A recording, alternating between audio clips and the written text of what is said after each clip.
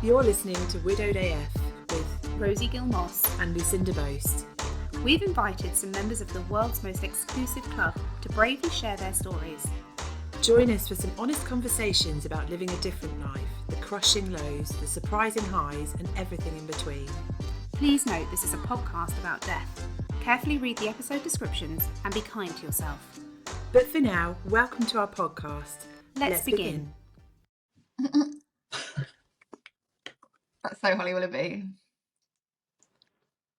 Hello and welcome back to episode 4 of Widowed AF with myself, Lucinda Boast, and my co-host, Rosie Gilmoss. Hi. Hello, welcome back, and thank you everybody for all the support we've had this week. It's been absolutely amazing, hasn't it? It's just been absolutely lovely. So we decided that it might be a good idea to do a sort of weekly catch up together and to record it and maybe sort of, have a little sort of, armchair analyse of any issues. And today we'll probably talk a lot about how we felt afterwards, because that was quite something, wasn't it? It really was. I definitely felt wobbly after I recorded mine for a couple of days. I needed to just kind of be alone, really, and reflect. But it was really freeing as well to be able to tell our stories from beginning to end without anyone to change the subject or tell us we don't have to carry on because, I know it's difficult for you to talk about. It's really freeing to talk about it, and to get to tell our stories on this platform is amazing. And you were quite worried, I think, weren't you, about how people might react, because your story, it's quite shocking, and actually the response has been so lovely, hasn't it? I don't think we've had a single horrid troll or anybody say anything mean. It's been a bit like, anybody that's listened to it has kind of given you a massive hug. It really is like that. It's lovely. And, for so long I felt my story was trapped inside me and I wasn't really able to talk about it. And there are so many different elements to it. So I would just choose the top level element to set and say to people, John had a cardiac arrest. But it hurt me to do that because actually I didn't want people thinking, oh, poor John, he had a heart attack at the age of 40. He didn't have a bloody heart attack. He caused his own death. And I kind of wanted people to know that. And so that I could feel like, I don't know, just some kind of resolution, really. And I didn't want people to canonise the guy. He caused his own death. It's his own fault. And so it's really freeing to talk about it. It's something that my kids are probably sick of hearing, actually, but I use the expression, the truth will set you free. Probably overused that expression. And it's something that I feel there is nothing, once it's out there, once the truth is out there, there's nothing anybody else can do, there's nothing, there's no hold over you anymore. There's no shadow of shame and secrecy, and as we've talked about it wasn't even your shame and shadow and secrecy, but he wasn't here to carry it, so you kind of had to. And by talking about it and saying, these awful things that you really didn't want to have to say out loud, but you did, and the power is gone from it. Yeah, I absolutely. think it's been, I really enjoyed sort of watching you, like, I don't know, like there's been a new vibrancy to you, but it wasn't, you did struggle the first couple of days, didn't you, afterwards? I did.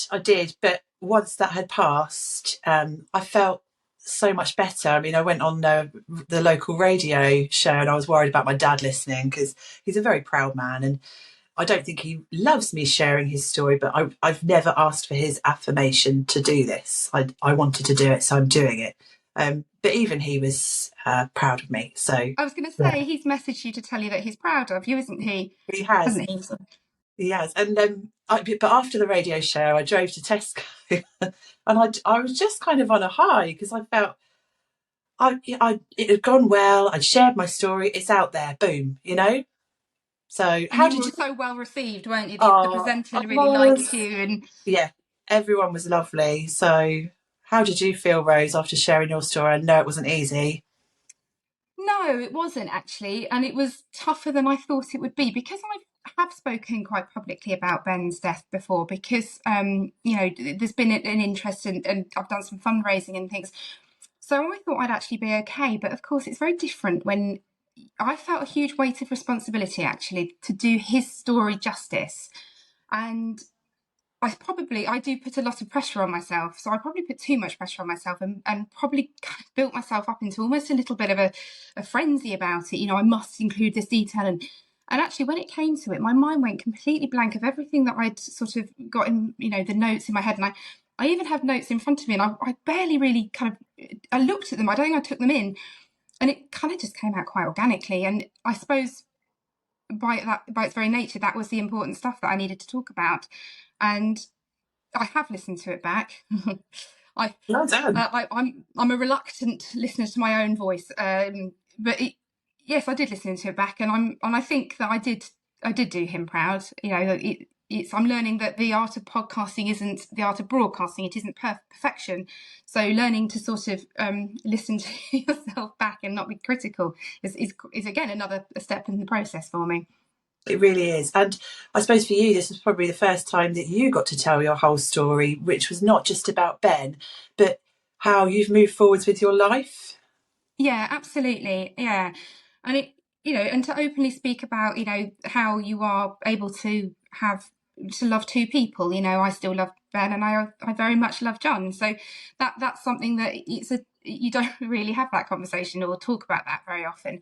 So yeah, that was really, really important. And yeah, and just lots of people have reached out to me, you know, people I went to school with, a friend who now lives in New Zealand had heard it, and all of them have sort of just, I don't know, taken something from it. And I don't necessarily mean by my personal experience. I mean, they've been able to relate it to their own experiences. They may not be widowed, but they may, you know, everybody will have had a loss or supported somebody through a loss. That's such a good thing that people who are not widows are watching it and are taking so much from what we're saying. And I know we've had loads of questions for both of us, and one strong theme in the questions we had for you was introducing your new partner to your friends and family, but also Ben's family, and people fascinated to hear how you went about doing that. Yeah, it can be a very difficult one. I'm very fortunate in that it actually went quite smoothly for me.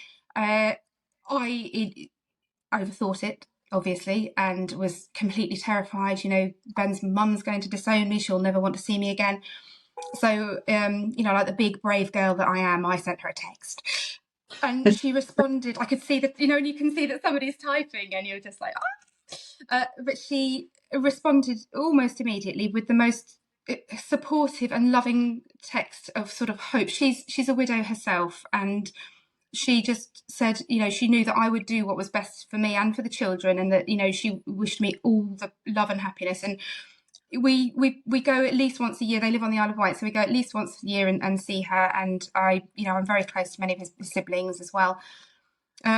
Even his best friend came to mine and John's wedding. We had a wedding reception later in the summer, and he came to that. So yeah, it's, for the most part, it's been really positive, and most people have been very supportive. However, this is very much not the norm. I think lots of people do struggle and have quite visceral reactions sometimes from in-laws and friends.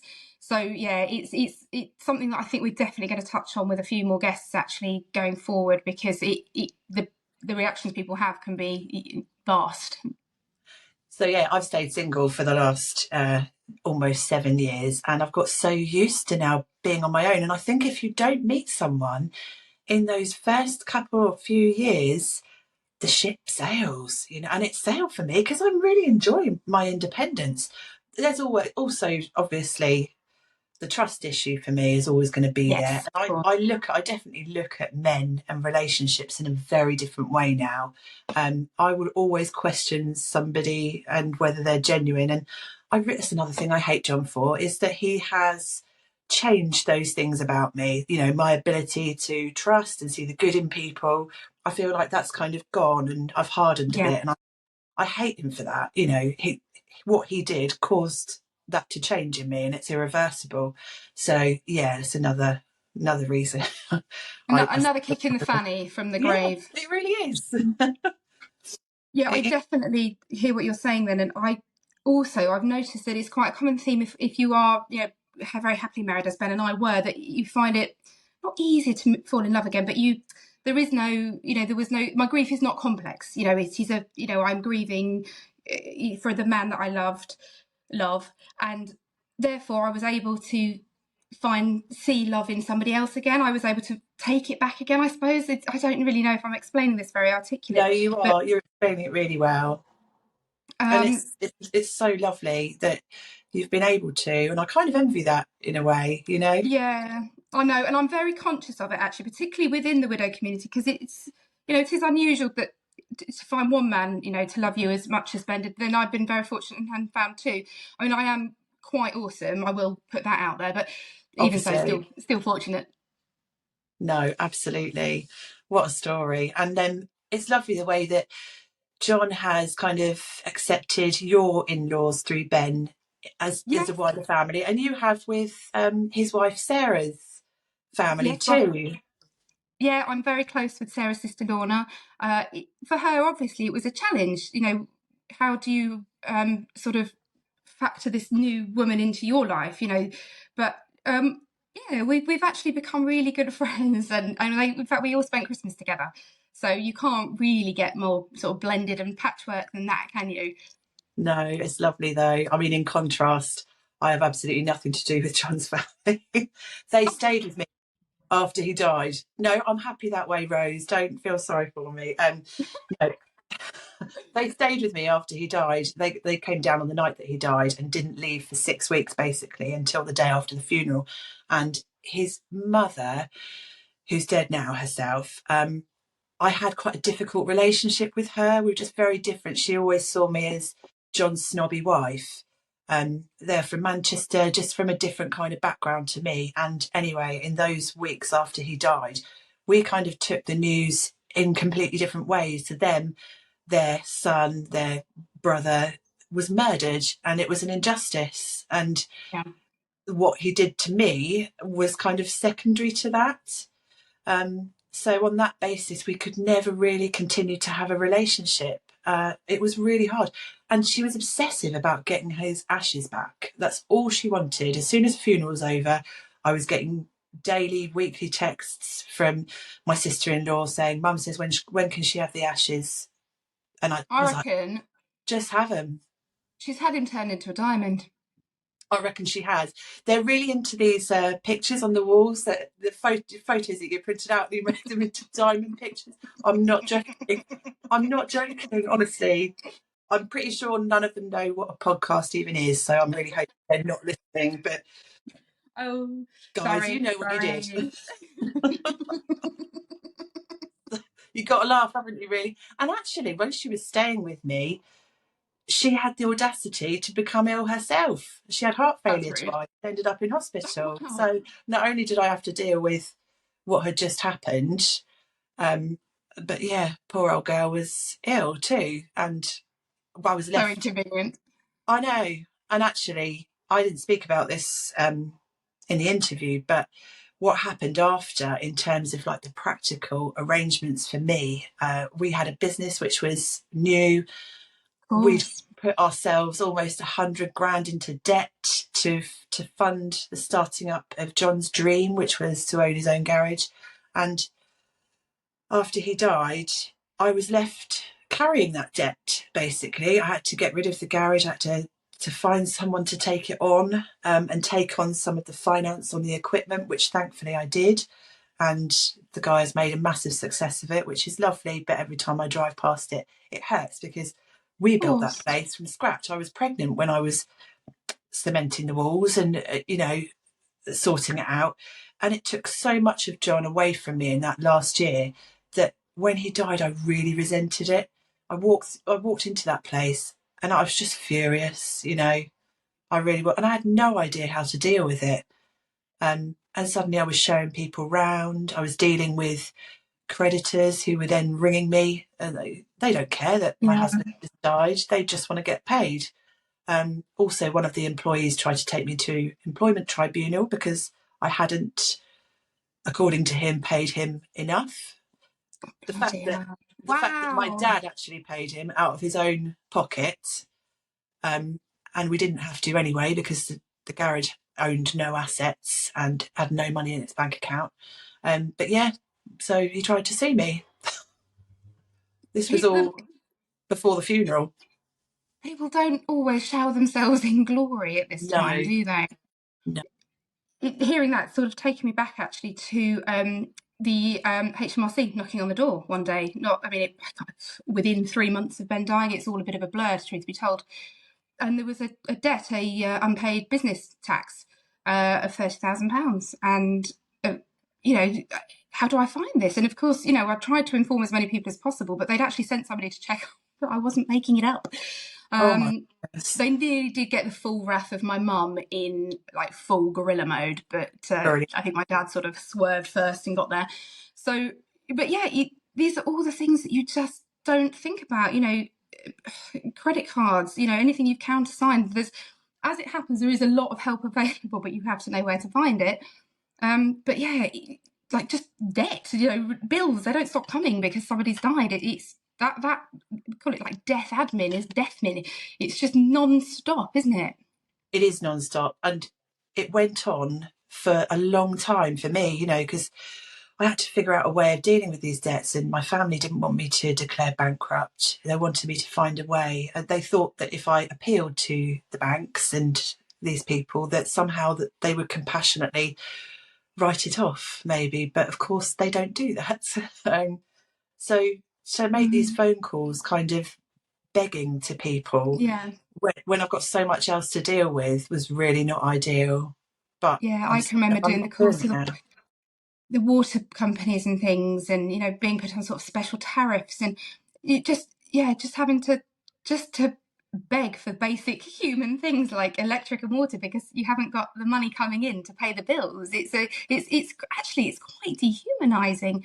And I do know that the people who've actually lost their homes in this, and like I can feel myself kind of tingling thinking about how horrific that must be to be left in the midst of grief and then to lose your home as well. So maybe in the future Oh, we'll I be able to know. talk to somebody who's experienced that. I mean, I was staring down the barrel of moving back in with my dad. It was that desperate, Imagine if that had happened. Oh, Graham. I know, poor old boy. But yeah, those early days, and actually a memory popped back to me the other day of when I walked into town that first time I'd left the house and gone somewhere public after John died, and just that anger at the world carrying on around me. Yeah. The sound of a coffee machine from the door of Costa, the sound of like a baby laughing, everything just jarred with me, and I was angry at the world for so long. And I think I was going into town to do some sort of death admin at the post office, and I bumped into a guy that I worked with, and he was really senior, but he would always normally stop and say hello. And the look that he gave me, he was obviously kind of annoyed to have bumped into me and had no idea what to say. He'd very clearly received the email from my boss to say what had happened, but he kind of gave me a double take and turned in the opposite direction. And he's never Oh, uttered what a age are word to you? me since. He's never spoken to me since. I mean, how awkward how awkward are some people, I honestly? know. And that it's not malicious, they don't know what to say to you, but like just put your own feelings on hold and acknowledge this poor woman, for Christ's Yeah, sake. say hello, pretend you hadn't found out. But from the look on your face, mate, you clearly had. And I can remember going to the bank and having because when eventually I was able to access Ben's life insurance, I need to use it to pay off what I could of the mortgage, and so there's it's going through your bank account, and I had to go into Barclays and I had to produce lots, and I did. It was again surprisingly a hugely complex process. And when she sort of saw the amount, she went, "Oh, lucky thing." oh my God. I mean, not really, if I'm honest. But it just popped into my head, and I'd Did you forgotten tell her? that particular moment. Yes, of course I told her, and I enjoyed the smile drop from her face, actually. It's quite weird how we do enjoy those moments, Sometimes. strangely. You've got to be in I the remember mood, but sometimes. that you've got to be in the mood. I remember going through McDonald's drive-through, and I was having a laugh with the lady through the window, and she said something like, "Oh, your husband won't be happy," and I said, "He's dead," and I just drove to the next window, and I kind of enjoyed the look on her face of sheer Look, horror. there's been quite a lot snatched from us. If we can't drop the old dead husband clanger and watch people squirm, then quite frankly, what's the point? Uh, Exactly. On that note, let's call it a day for today. The next conversation we're going to be having is going to be with the lovely Jonathan Gilmoss. And for anyone that recognises that name, it is in fact my husband. The alive one, we haven't managed to reach the other one yet. God, such horrible dark humour. I do apologise.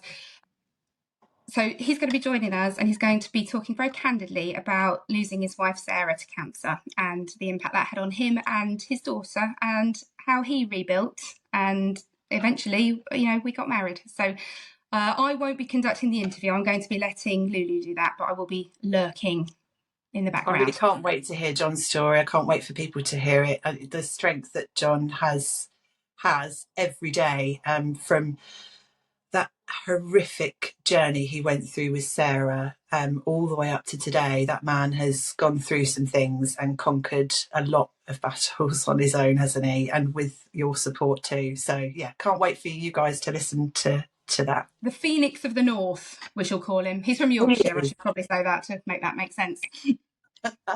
Absolutely. Thank you so much for joining us, Thanks, everyone. guys. Bye. Bye. Thank you for listening today. We'll be back with you soon for more from the front line of loss. But for now, as you were.